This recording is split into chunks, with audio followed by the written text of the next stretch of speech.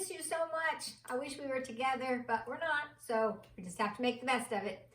We're going to pick up right where we left off with the sum and difference formulas for the trig functions. Just to remind you about cosine, I'm sure you did the assignment. I think it was 1 through 12. The cosine begins with cosine. We talked about that. The cosine formula begins with cosine, and that's a good way to help you remember it.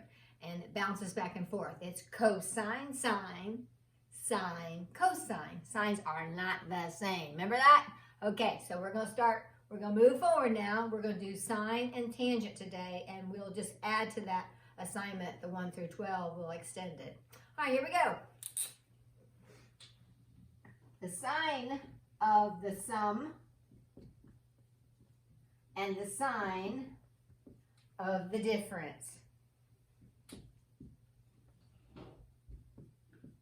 Okay, so that's what we're going to progress to. All right, it's got a little saying, just like cosine begins with cosine, sine begins with sine.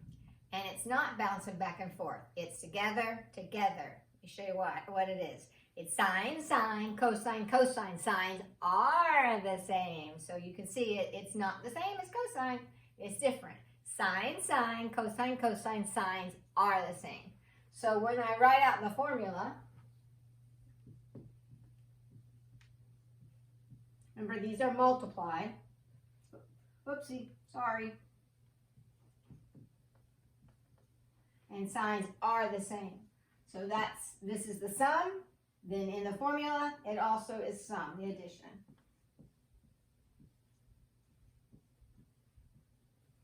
Okay, so the second one's exactly the same. If we were in class, I'd have you predict what it is, but you're not here, so I got to do it myself.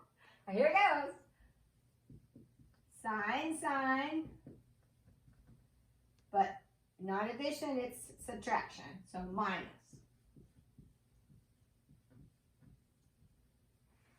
All right, so those are our first two formulas that we're going to progress to. We'll do tangent in a minute.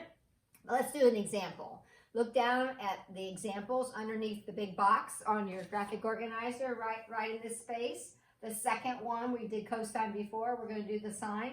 Its sine is 7 pi over 12.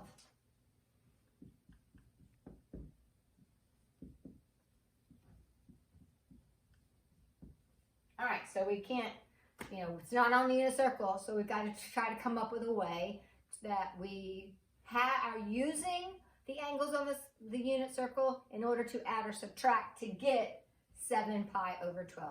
So the first thing I usually do is I think about what's on the unit circle.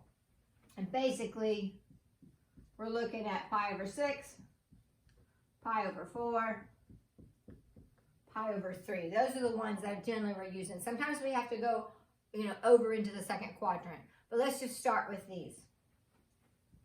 Notice what we're looking for, the angle we're looking for is in twelfths. So I'm going to convert all these to twelfths and see if I can figure out a way to add 2 together, subtract 2 together to get 7 pi over 12. So how many twelfths would pi over 6 be? Oh, I don't hear you. Okay, I'll do it. 2 pi times 2 times 2 times 3 times 3 times 4 times 4. So these angles that we know the trig functions of, we can convert to common denominators 12. Now looking at these, which 2 could you add together to get 7 twelfths? Aha! So we can use those. So instead of looking for the sine of 7 pi over 12, which we can't do, we can actually add pi over 4, which is 3 twelfths, and pi over 3, which is 4 twelfths.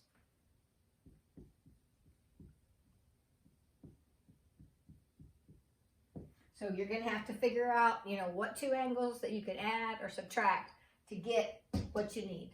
So that'll work for this one. Then just apply the formula. Sine, sine, cosine, cosine, sines are the same. So here we go. Sine, sine, sines are the same. So that's plus, this is plus. And then cosine, cosine.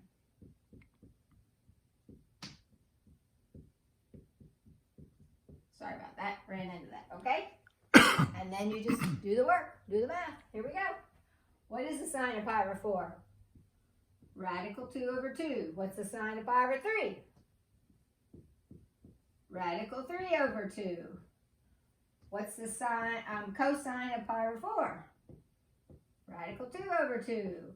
What's the, I put 4. I was supposed to put 3. Pi over 4, pi over 3. Pi over 4, pi over 3. They always have to be in order. So the cosine of pi over 3, 1/2. And then just multiply.